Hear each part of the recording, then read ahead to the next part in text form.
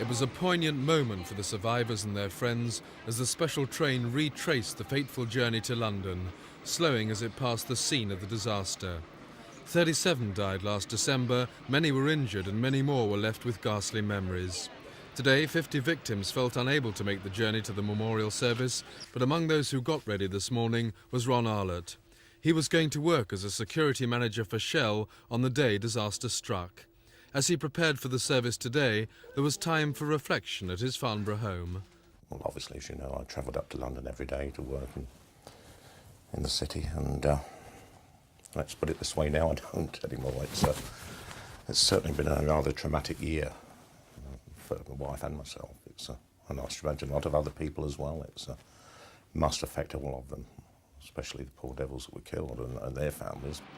Embarrassingly for British Rail, the special train was 40 minutes late because of points failure. Then the service began at the crash scene. Taking part, chaplains from a manual school opposite the tracks, whose boys provided help and support to the victims.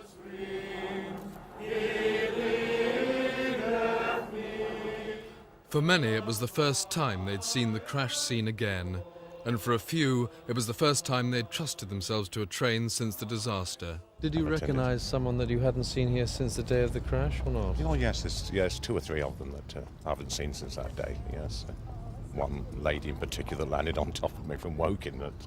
I've not had a chance to speak to her yet, but I certainly will. I think she caused me a few bruises at the time.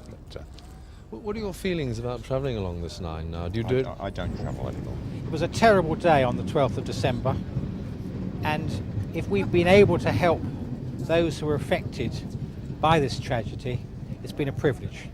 And the Trust Fund has paid for the memorial.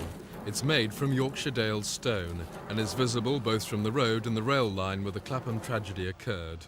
It should ensure that both the victims and the lessons of Clapham are never forgotten. Simon Neve, Thames News.